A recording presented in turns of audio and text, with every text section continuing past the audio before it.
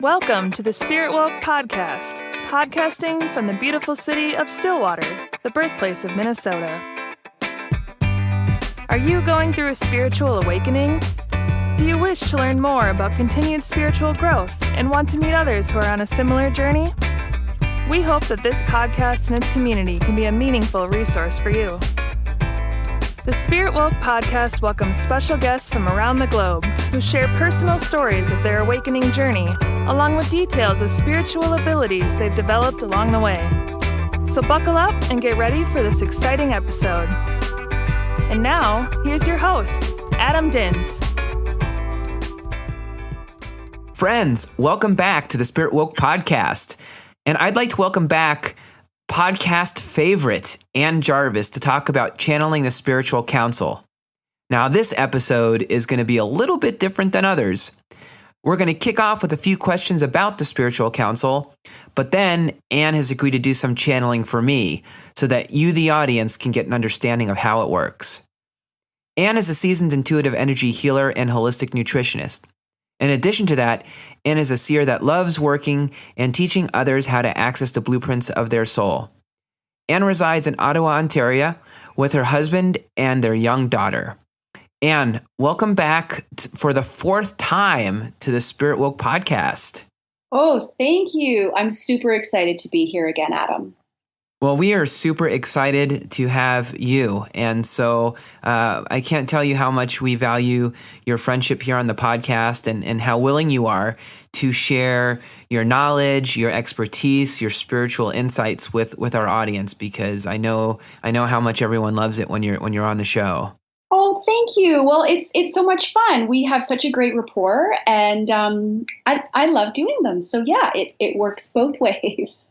Well, wonderful. Well, let's get started because we have got an action-packed episode. So, Ann, when we were first talking about this episode, and you started sharing with me a little bit about what's known as a spiritual council. So, would you mind sharing a little bit with our audience what this spiritual council is?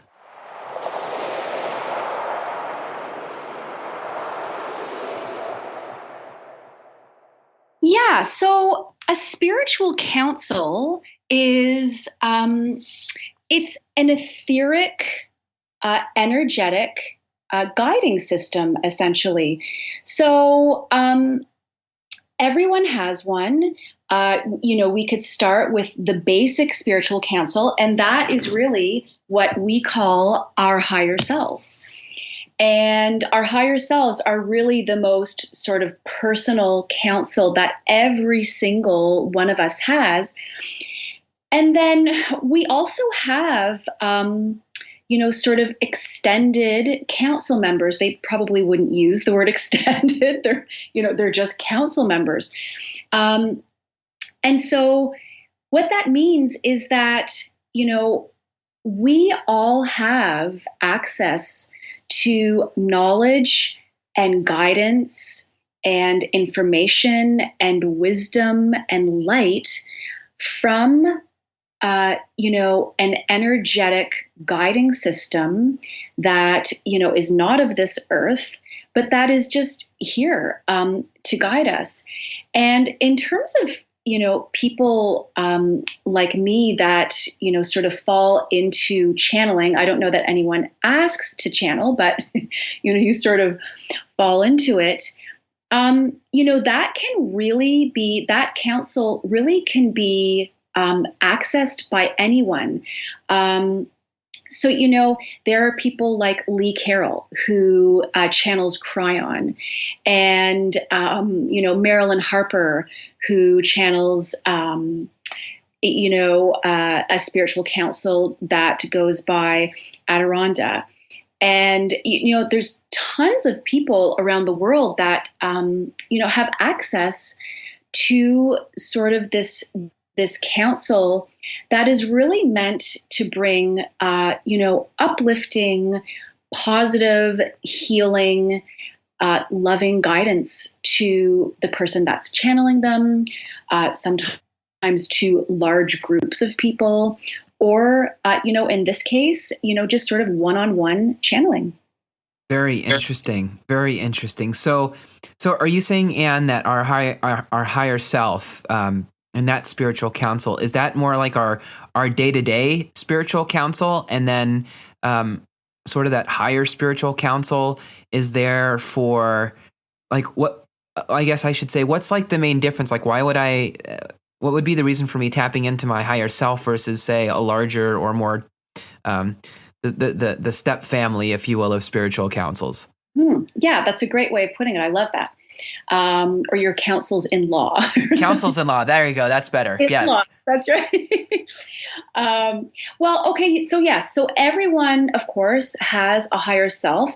That also goes by the name of, your soul. Your soul is the same thing as your higher self. So we all have that because it's what we are. So, these human lives that we're living are really sort of like dreamlike extensions of the life of our soul. And we could sort of go down that road of why we're here, but, we've talked about that before. But, and then, many of us have, I would say all of us have sort of what we called, this extended counsel. So on the other side, and when I talk about on the other side, sort of, in the quantum world or the energetic world, the world of non-form, because here in our human lives, we're in the world of form.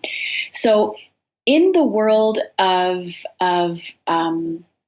metaphysics or non-form, just like we are here, we have families, and we have guiding systems over there that really help us when we're in our non-physical aspect. So I'll give you an example. So there's a wonderful book by, she's a psychologist, I believe. Her name is Dr. Linda Backman. And, another one who you and I have talked about before, Adam, is Dr. Brian Weiss. Mm-hmm. Wrote Many Lives, Many Masters, talks about when they have done, regression work with their clients, they have taken some of these people sort of to where you would call in between lives. And almost all of these people talk about, so when they're, not in physical form, when they're in their, their soul form, that they have a counsel that, or like a soul family or a spiritual family, that they all work together. So for example, before someone decides to incarnate or reincarnate, they might sit down with their counsel and say, okay, what is the best way that we can live? What gender will I be? Where will I go? What will I do? Who will I meet? Who will be the players in my life?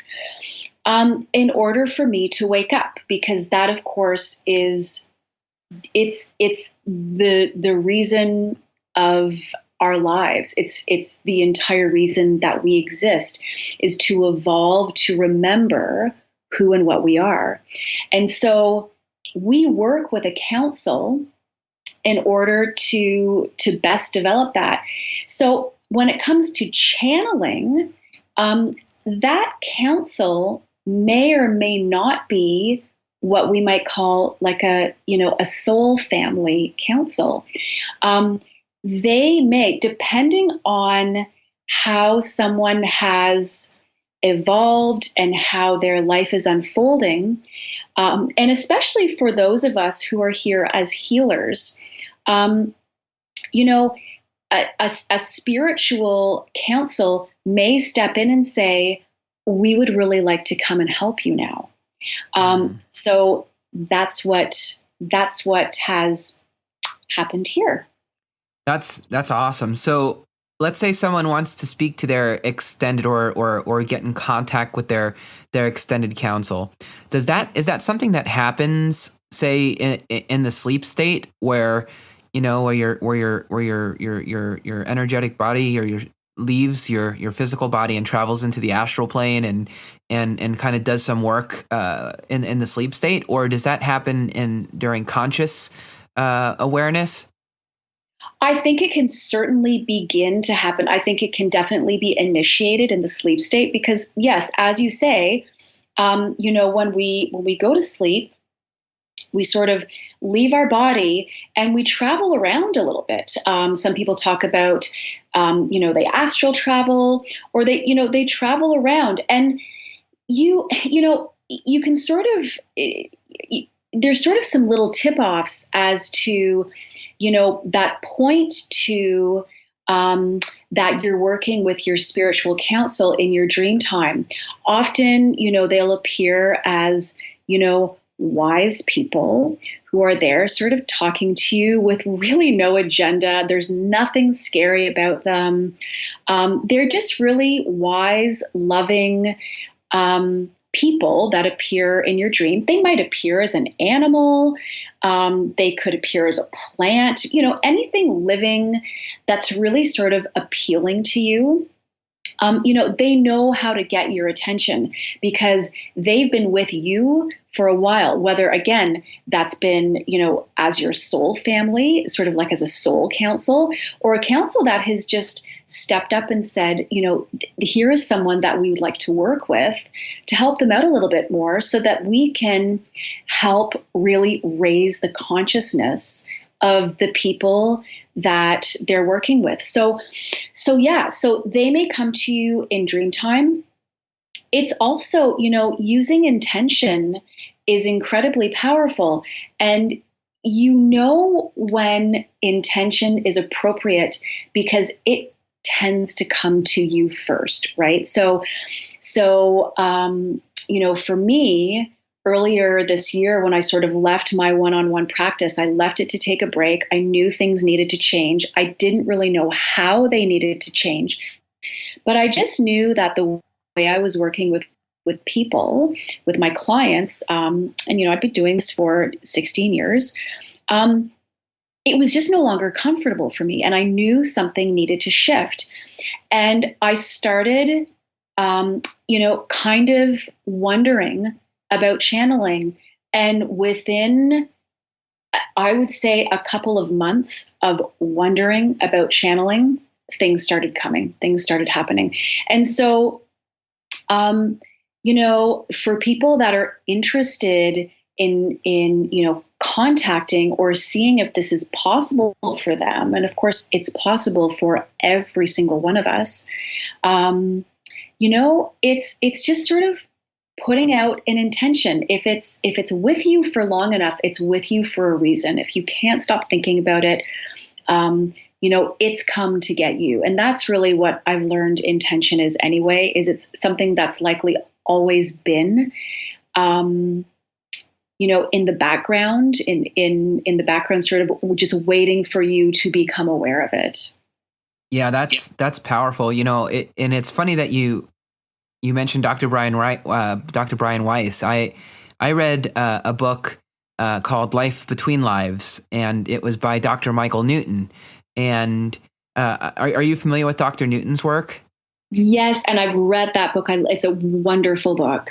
It's a wonderful book, and I was inspired because that was my first introduction to the concept of life between lives and meeting your spiritual counsel and soul families and all that stuff. So it was kind of a mind-blowing book. I think I read it.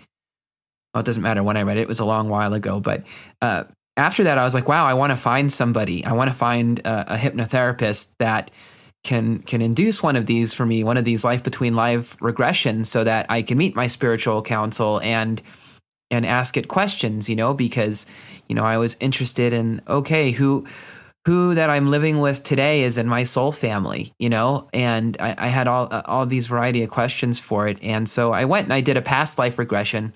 I found someone here in St. Paul, Eric Christopher, who is a phenomenal regressionist, and he wanted to do a past life regression first, which was great because I'd never had one before, and so that was mind blowing. And I was supposed to do a life between life regression, a couple months after that, and life got busy and I hadn't gotten back to it. And I've been thinking about it. I keep thinking about it all the time. Like I really want to do that life between life because I want to, have that experience with the council.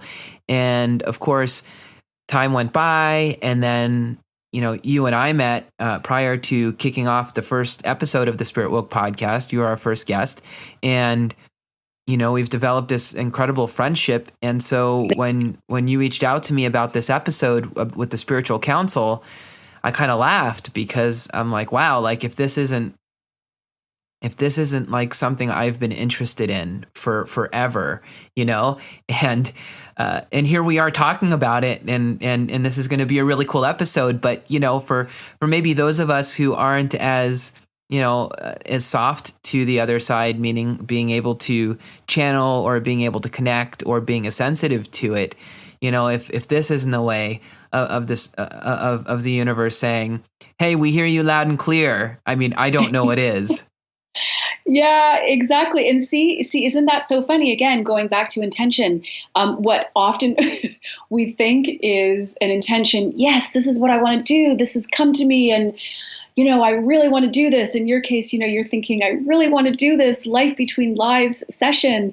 And really what was in all likelihood happening is that was your soul saying, okay, this is what we're going to do with you next, Adam. And so it's really, really cool. And it's like I said earlier, we can all channel. In fact, we all channel all the time. Every day we channel. That's what really inspiration is.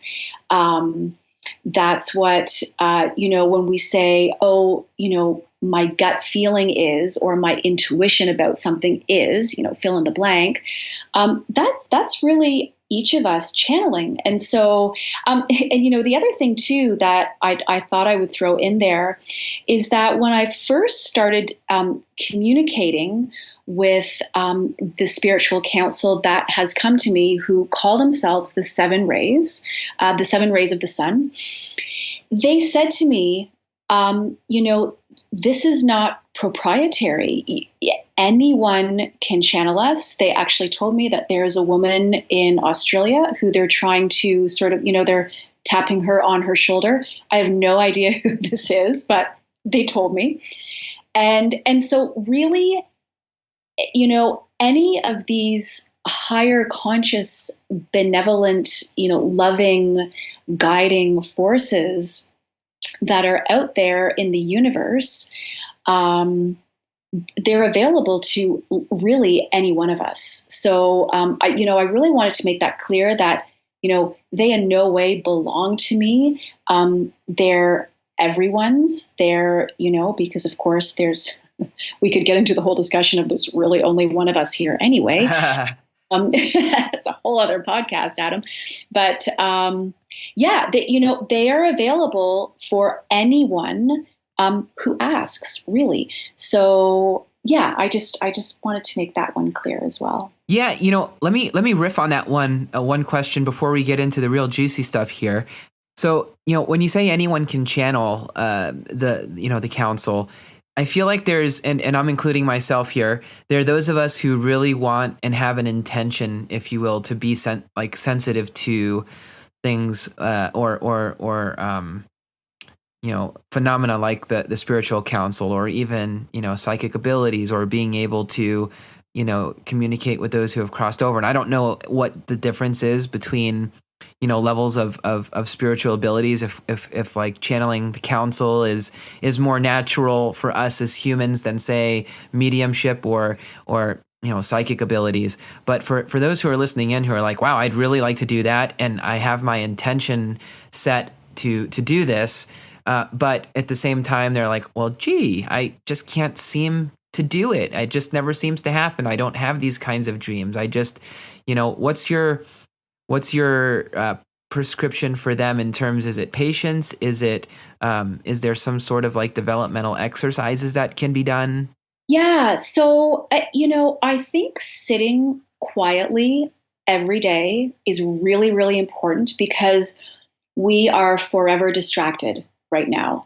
We can, and as a result, we find sitting quietly without, maybe a tablet or a cell phone or, something, even a book in our hands, because we've become hyper accustomed to distraction, really.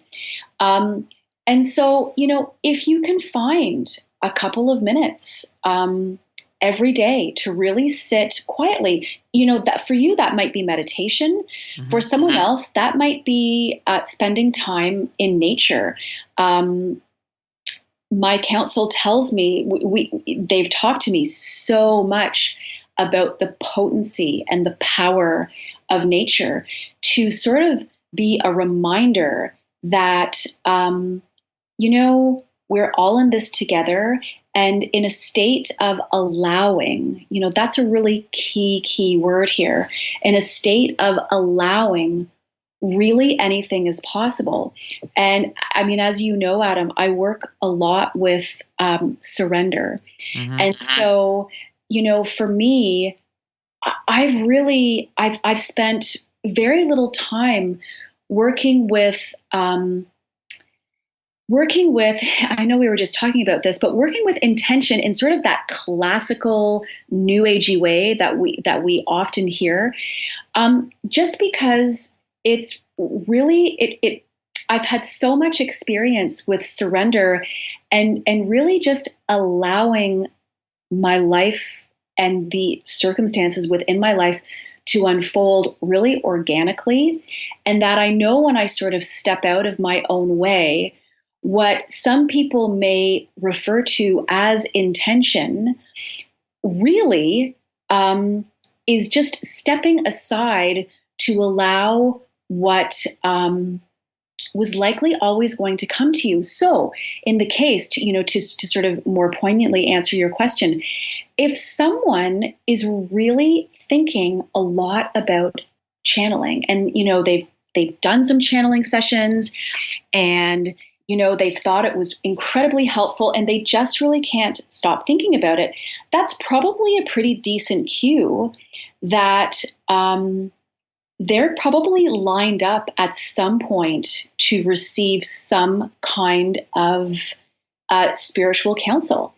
And that they, as the channel, are going to be open to that. And, I always say, if something is going to come to you. So let's say you do have an intention. Let's say you have an intention to channel. Well, if you continue to sort of think about it and, really desire it over, let's say, a couple of weeks, and then you find you've dropped it and you've moved on to the next thing, it's likely not something that you've agreed to in the first place, or that was, going to be a part of your plan. If it's something, on the other hand, that is just really persistent, like anything, right? Those things that just never leave us, like, we talked about a minute ago, we're dreaming about them. We flip on a podcast and there's, a podcast on channeling or what have you, or someone sends you a book in the mail. It's a book on channeling. You can probably be, pretty certain that that's something that's going to walk into your world at some point. Yeah, that's awesome. And I assume too, it may be one of those things where you could really be passionate or thinking about it and wanting it, and then it goes away, but then it comes back again later, right? And it's like, it's one of those semi-persistent things, like it pulses, right? That's right. And something that is sort of coming into our, vibratory, presence, it's probably always been in our energy field, if you will. And so, but like anything, we need to be ready for it. And certainly for me, when I left my private practice, late in 2018, I proceeded to go through a pretty challenging winter. And when I look back, I know why now, because I was getting prepared to be able to hold this light and this information, and just to be able to open up and receive this. So it's been pretty interesting. Yeah, that's awesome. And you know, I love what you said about intention, and what you said really kind of summed up what I've been feeling a lot lately, and I haven't been able to articulate it nearly as well as you have. But you know, in my meditations, or even when I'm doing as a Reiki practitioner, self Reiki, one of the things, you know, that we do is we set an intention, right? And I always struggle. I'd always struggle to find, okay, what's the right intention for tonight, you know, and what's the right intention for today? And, you know, it's like you start running out of ideas. Okay. And so I came to this point, I don't know, a few weeks ago, where I was like, wait a minute, like, that's my ego trying to come up with an intention. My soul knows what it needs. You know, it's in there. I'm just blocking it. I'm just speaking over it. And so now in my meditation and in self Reiki and other things, I open myself up and just surrender to it and just say, for whatever's in my soul's greatest good, and to your point, surrender to that. And I won't go into detail on this podcast, but things that I have been wanting to do or experience for a while are starting to open up and happen. And so, you know, for those listening into the podcast, you know, don't put so much pressure on yourself to constantly be creating these new intentions or looking for things in your life to fix. Your soul knows, and just trust that it does.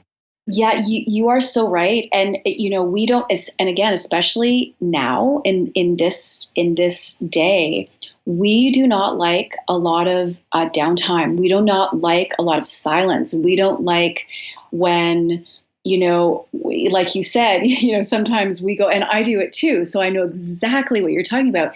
When, you know, things sort of, life gets kind of quiet for a little bit, and we think, oh gosh, what's the next thing? I mean, I need the next thing. I need to sort of sink my teeth into the next thing. And yet, you know, my experience has been, as I'm sure, you know, this is really what you were just describing, Adam, is that often when, you know, our worlds go a little bit quiet and a little bit dormant, that's probably the most energetically active that we are, because, you know, something is preparing the soil, something is tilling the soil. And so, you know, that's often what illness is. You know, people, the rug gets pulled out from underneath them. You know, someone is now, they've landed flat on their back. They've got to, you know, step away from work and all of their responsibilities. And, you know, they're taken out for, you know, maybe 2 months, maybe 6 months, maybe a year, maybe more. And so much is happening during that time. And we often think, God, nothing's happening. And really, so much is happening. So those are very valuable times. And yeah, very, very valuable times. That's awesome, man. That's such a good reminder, because I know for those going through an awakening or, you know, those times where we feel like we're not progressing can be a little bit discouraging, you know, because it's like, what did I do wrong? Why is, you know, I've been meditating, I've been doing, you know, all the things that I should be doing. I've been spending times in nature, and it's just like nothing's giving. And so I love that. I love that perspective of just knowing that when in those down times, it's almost like when you exercise, right? You're out, you have this runner's high, you're doing great, your endorphins are going, and then you get home and it's like, oh, now I'm tired and I'm just going to lay here on the couch or whatever. But really what your body's doing is recovering, and it's yes. You know, your muscles are healing and they're growing stronger, but we don't realize that. We don't see it because, you know, it's just not for us to see. But anyway, yeah, really cool. So, all right, everyone, we're going to do something a little different right now on the SpiritWoke podcast. So as I mentioned earlier, Anne has graciously agreed to do some channeling for me. I have no idea what the council, aka the 7 rays of the sun, is going to say. And I'm opening up here so for you guys to hear and see what it's like. So I'm really excited about this. I hope you are too. I'm sure you are, Anne. I'm referring to the audience. And so, Anne, I'll tell you what. Why don't we reach out to the council and have a conversation?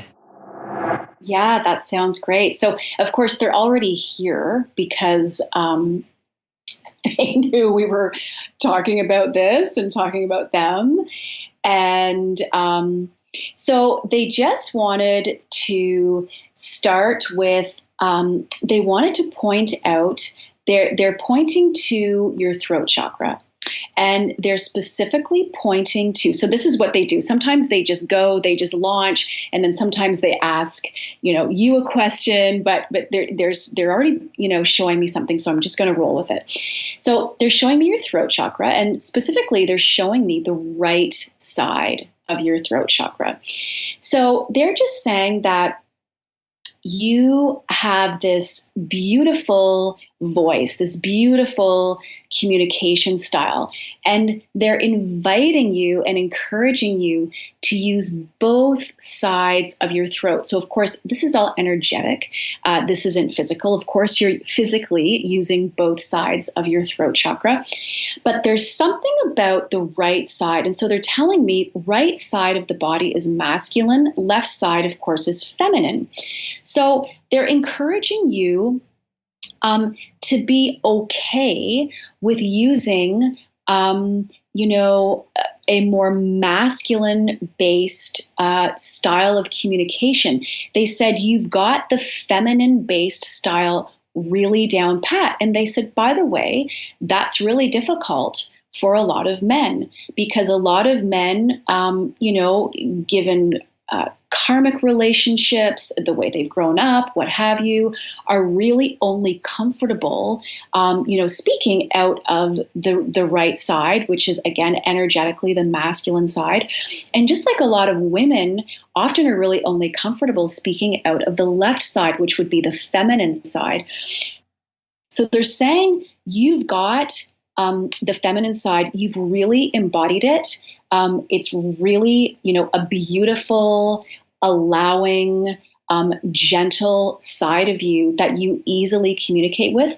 So they're just inviting you to sort of move more into, and they're saying that that's important for you because you're stepping up in your communication of really why you're here. And so this platform that you've jumped on right now, so doing these podcasts and sort of bringing people together, and they're using the word collaboration. They said you're a genius at collaboration. So bringing people together. So this is going to allow you to utilize this more masculine side of your throat chakra and be really okay with it. You're a softer, gentler person. And they said and this is always who you've been, and it's always who you will continue to be. But they're inviting you because they said you've got a really wonderful voice that's going to be a platform to communicate to a large number of people, essentially how to wake up and different avenues as to how to wake up. And so this is one of the invitations that's being pulled forward right now.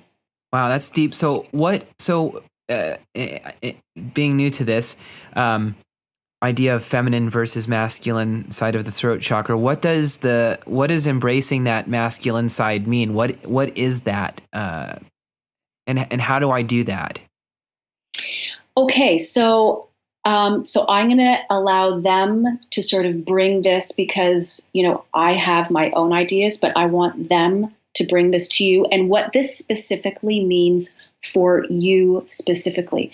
So what they're telling me is that for you, this means being very sure and very trusting of yourself, being very succinct and not second guessing anything that you choose to talk about, ask about, the arena in which you're communicating at really any given time. But of course, one of the arenas or platforms or what we'll call soul contracts that you agreed to with your own counsel before you came here, is to be a generator of mass consciousness awakening. So what that means is you could have taken that idea of generating mass consciousness awakening, and you could have done anything. You could have gone on to be a public speaker. They're saying that may actually be something that you do more and more of in this arena, in this spiritual arena. So for you, utilizing that masculine, what they're calling a doorway, is being really, really self-assured in what you're saying, what you're asking, what you're knowing, and what you're feeling. So in the past, where you may have questioned yourself, where you may have said, is this right? Am I really getting this? Or, I don't know if I should ask this, or I don't know if I should talk about this. Is this okay? They're saying you can really, really trust yourself. And the masculine side on that is it's delivering that. It's putting a voice in this case, because in this case, they're pointing to your throat chakra. So this might be very different. Let's say if they were pointing to your solar plexus, but for you, this is in your throat chakra. So this is about communications. Throat chakras are also about giving and receiving. But for you, this is primarily a communication, an invitation to be very, very assured of what you're talking about, asking about, bringing to other people, and to really, really trust yourself. Really, really trust yourself. So asking the spiritual counsel this, so essentially self-confidence? They said yes. They said it's a self-confidence thing, but they said more so. Oh, okay. Okay, so what they're telling me is you take very, very good care of the people around you. You have something inside of you where you never want to hurt anyone. You want you've got a real caretaker inside of you, and you're always very, very careful. You've had this thing since you were a child. You never want to hurt anyone. And so you've been very measured. You've been a very measured person in your relationships and in your communication with people. You're careful, you're measured. And they're saying they would like you to trust yourself. They're saying you've got a heart of gold. You've never hurt anyone. You would never hurt anyone. You would never sort of overstep your boundaries or say someone that might be, insulting to someone, or that might throw someone off. And they're saying that sometimes that's not a bad thing, not to insult someone, but to sort of maybe, sort of throw someone off balance a little bit when you're communicating with them, because it gets people thinking. It starts conversations. And they're laughing because they know, of course, what you do. And this is, what you do, start conversations. So they're kind of giggling right now. And they're saying, of course, you can bring up the grittier topics. Don't be afraid to, go into spaces that, are totally new and unknown to you. And don't be afraid to talk about or ask the tougher questions, because this is one of the things that you're here to do. And they want to ask you if that's clear. I think it's clear. I think, and of course, as someone who lives in my own head, many times I'm like slicing and dicing this in 10 different ways and processing it that way. So I guess, when I think about, what that means in terms of being, addressing those harder, more difficult issues, I know that I do tend to avoid that with people in a lot of cases where, for me, it's like pick your battles and, is this really a necessary road to go down? Or, do we just make peace and just skip over it, right? It'll be okay. And so I guess, I definitely need to process it a little bit to figure out, because I feel like I'm once I get into the zone and I'm in a conversation, I'm okay kind of like talking about the hard things or the difficult things. But I also know that I don't like conflict. And so maybe what I think are the hard things, maybe what I think are the difficult things to talk about aren't really those things. Just to me, they are, but maybe. Yeah. So what they're saying is the things that you think are difficult or that may, in your mind may cause some kind of a conflict, like let's say you think, of a question, and it could be a question for someone in your personal life. It could be a question for someone at work or someone that you're interviewing for your podcast. What they're saying is those open doors, and you are a door opener. So you open doors for yourself to walk through and for other people to walk through. So really what they're saying is, in a lot of ways, you're a torch carrier. You're a torch carrier. And as a torch carrier, you can't be afraid to ask the tougher questions. Okay. That makes sense. Does that make sense? Yeah. And they're saying, try not to think about this too much. They were laughing when they said you're in your head. And of course, I get that. You and I have talked about this, Adam. I'm in my head all the time. So I fully and completely get this. And they've talked to me about this as well. But they said, rather than go into your head about this, see if you can just embody what this message is that's coming through by just sitting with it. So not so much turning it over mentally, but allowing it to just sort of penetrate you on a full body level. Because they said the mind, of course, is not it's not local. It's non-local. It's everywhere. And the conscious mind is everywhere. So you can think about things. There's nothing wrong with that. And you can turn them over. There's nothing wrong with that.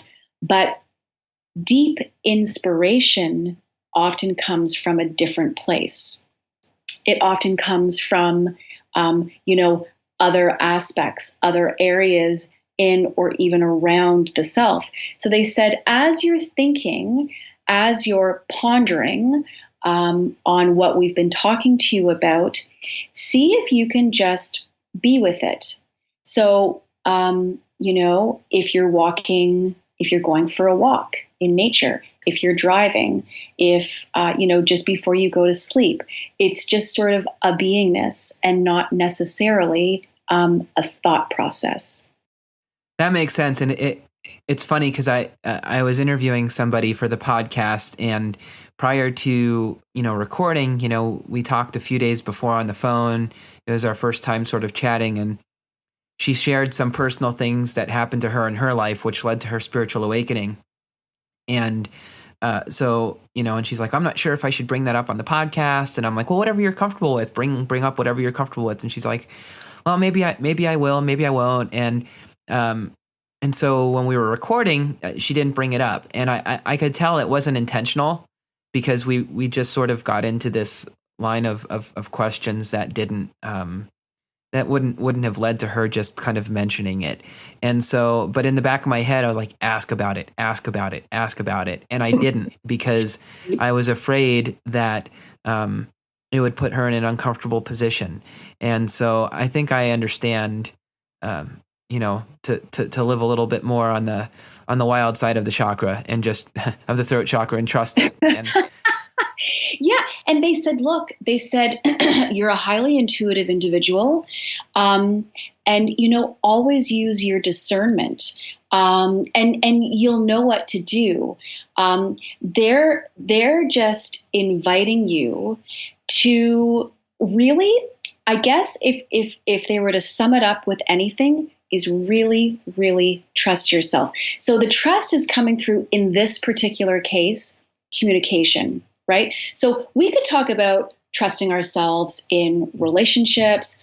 We could talk about trusting ourselves, even just with ourselves, knowing how to, self-care properly or, what have you. But communication is always so, so interesting because there are some of us like you, Adam, that is in a position where you are now, a mass communicator. And really what they're inviting you is not to necessarily go in one direction or another. It's just to really, really trust yourself. And they also said when you really, really trust yourself, you'll have a lot of fun with it, which they know you already do, but you probably have even more fun with it. And, it could just open up the doors to getting into some really, really interesting areas that you otherwise might not venture into.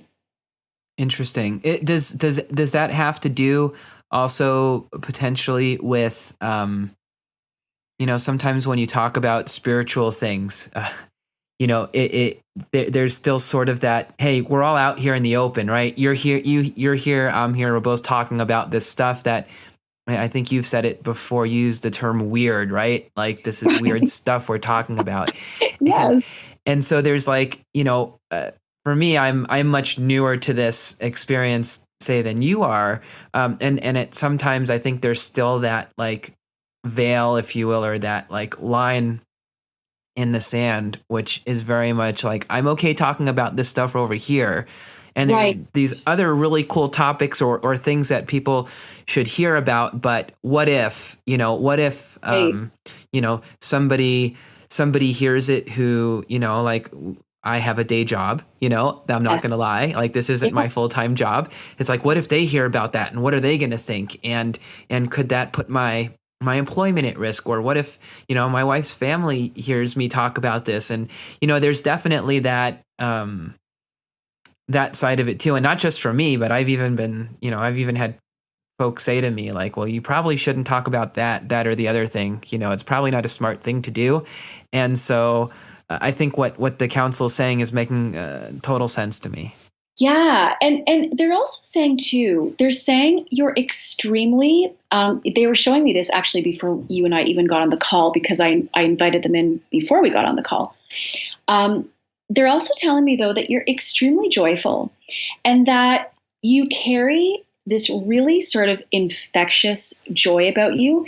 So even when you're talking about, so-called weird things, first of all, they want to remind everyone that, what we call weird, all of us know, underneath that most of it's probably pretty relevant. That let's say we all have this niggling feeling that we're not alone here. We all have this niggling feeling or desire to maybe, when we die, for example, that perhaps that's not the end, that, we go somewhere and maybe even come back and, perhaps we're not even alone on the other side. And, we might all have this odd little, I'll give you an example. My husband, who is pretty conventional, he lives with me, so he's opened more over the years, but nonetheless, a pretty conventional guy, was out walking. Actually, he was out for a cross-country ski earlier this winter, and he was by himself. And he'd been worrying about some things at work. And, his grandfather, who had passed away, I believe in 1998, so a really long time ago, he said, just sort of came to him while he was out skiing. And he said, in his typical voice that he used while he was here and alive, he said, don't worry so much. It's not good for you. And that's all he said.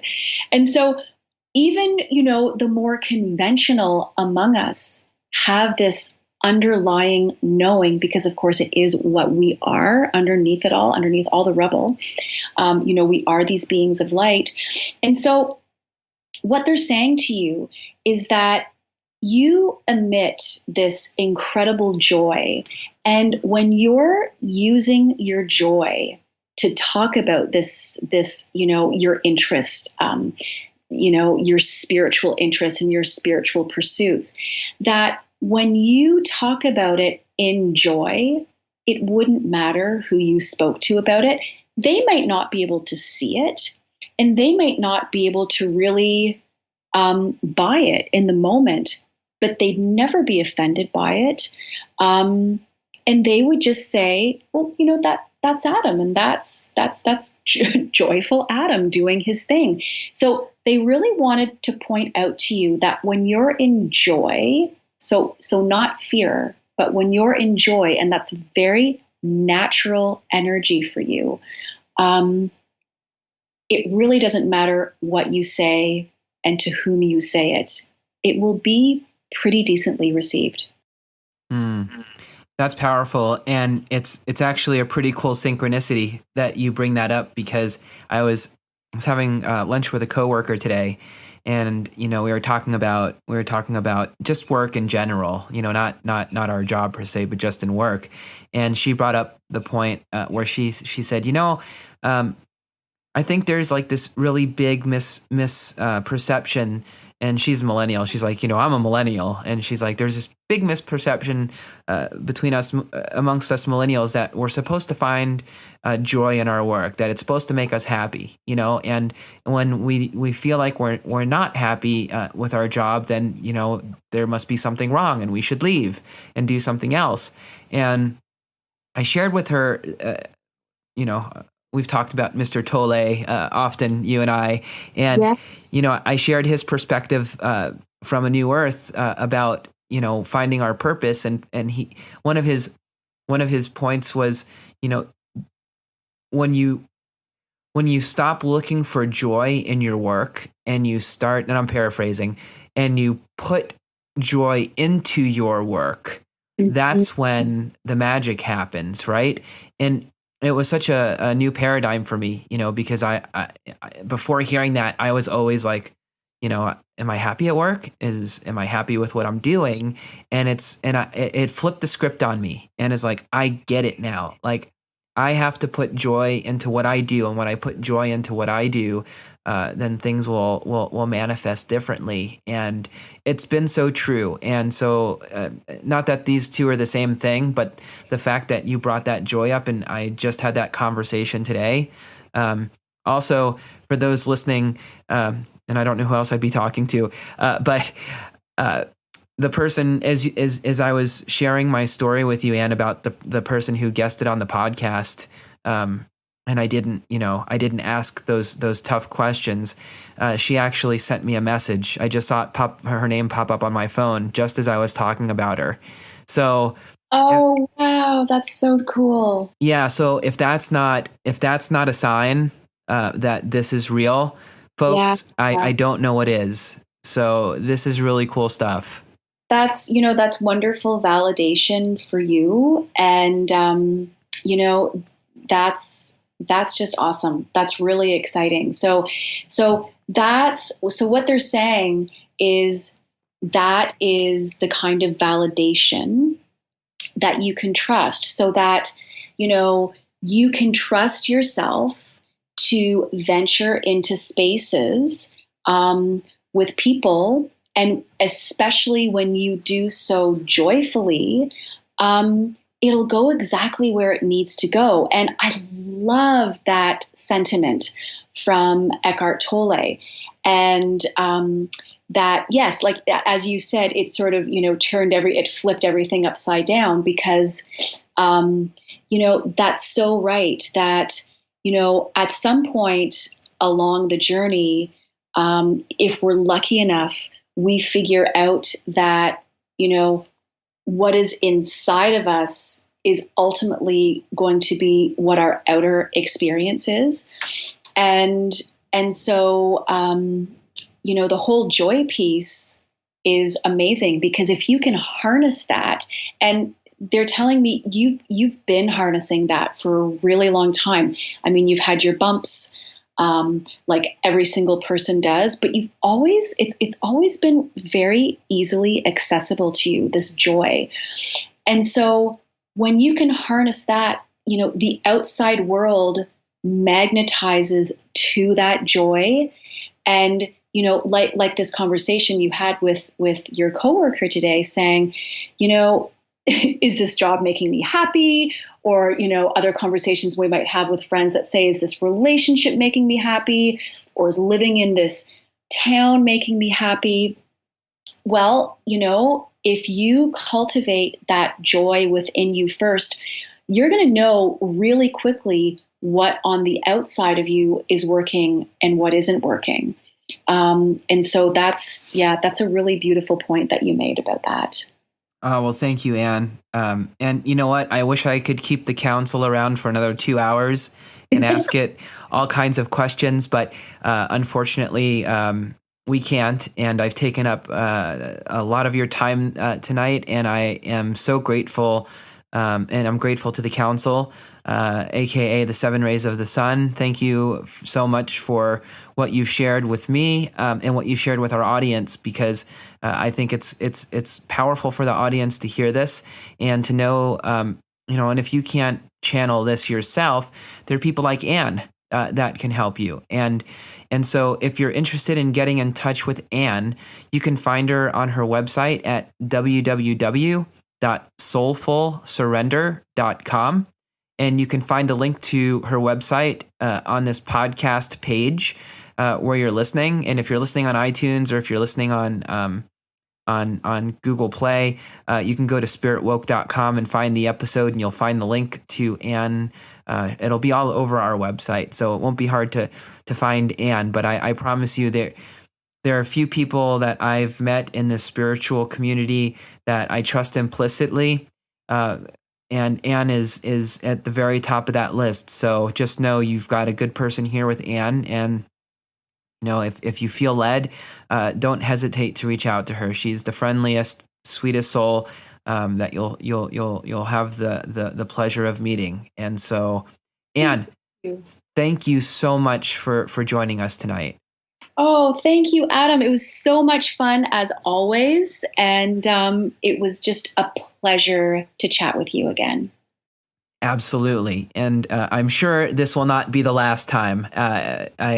I firmly believe that there will be many more other interesting topics for us to share with the listening world. So, all right. Well, on that note, friends of the podcast, until next time, take care of yourselves, and we will chat very shortly. Thanks for listening.